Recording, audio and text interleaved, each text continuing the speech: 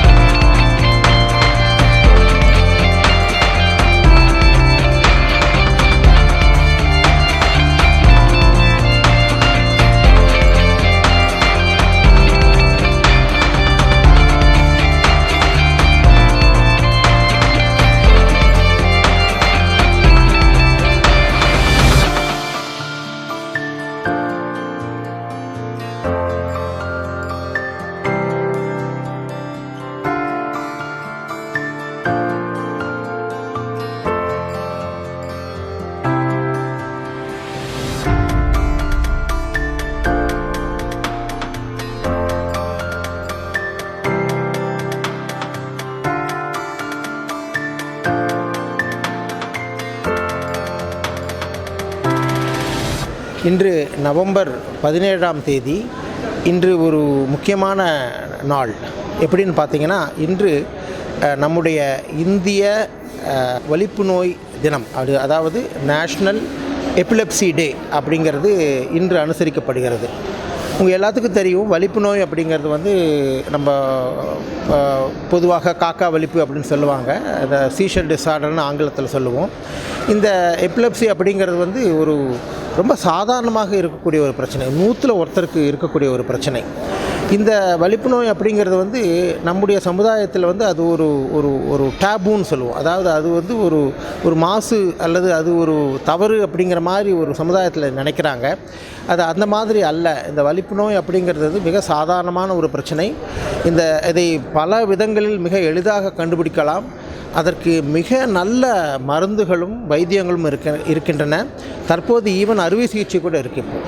ஒரு எபிலெப்சி அப்படிங்கிறத க்யூர் பண்ண முடியும் அல்லது அதை கண்டிப்பாக முழுவதும் குணப்படுத்த முடியும் அப்படிங்கிற மாதிரி கூட ஒரு ஒரு நிலைமை இப்போ இருக்குது. அதனால் இப்போது இந்த தேசிய வலிப்பு நோய் தினம் அப்படிங்கிறது முக்கியமாக அனுசரிக்கப்படுவதற்கு காரணம், இதை பற்றிய ஒரு விழிப்புணர்வு மக்களிடையே சமுதாயத்திலே வர வேண்டும் என்பதற்காக. ஸோ இன்று பிஎஸ்ஜி சிறப்பு மருத்துவமனையில் டாக்டர் பாலகிருஷ்ணன் அவருடைய தலைமையில் இந்த விழாவானது சிறப்பாக நடைபெற்று கொண்டிருக்கிறது என்று சொல்லிக்கொண்டு, இந்த வலிப்பு நோய் என்பது அது நமக்கு ஒரு சாபம் அல்ல. அந்த வலிப்பு நோயை எளிதாக கண்டுபிடிக்க முடியும், நல்ல விதமாக அதை வைத்தியம் செய்து கொள்ள முடியும் என்று சொல்லி அமைகிறேன். வணக்கம். So usually epilepsy or a seizure, so what we tell is it is a excess of the normal brain activity which will be manifested as clinically as either one arm or a one limb, or it will be a generalized where they lose the consciousness. Following that, they may have a tongue bite or frothing of the mouth, and they'll be unresponsive for some time. So for causing this epilepsy, there may be several reasons. So and they may occur at any age group, right from the childhood to the elderly age group. So in childhood, more commonly we see because of the genetic reasons, which may see about 30% of the cases, whereas other 70% mostly because it may be either symptomatic, maybe during delivery or post-delivery, any injury causing to the child may cause the epilepsy in the children, or any fever precipitating epilepsy in the children. Whereas in adults, more commonly there may be like underlying cause causing the seizures, whereas genetic will be only a lesser percentage, around 20%.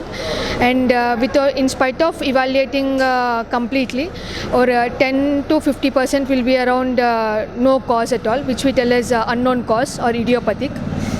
So in elderly, mostly it may occur secondary to any stroke or underlying tumor in the brain, or any head injury, and secondary to the accident, secondary to head injury. These are the more common factors we see in the elderly people. So in spite of medication, even in spite of that, few are very prone to develop again an epilepsy because any inadequate sleep or excessive stress or any skipping of the medications.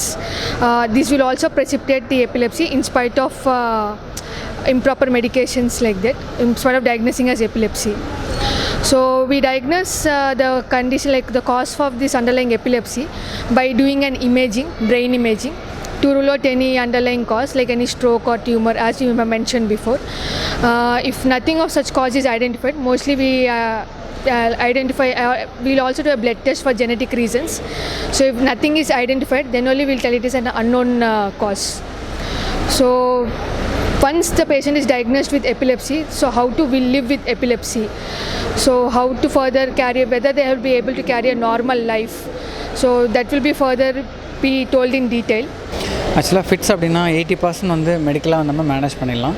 ஒரு 20%க்கு வந்து surgery பண்ணணும்னா நம்ம வந்து அதை cure பண்ணிடலாங்க.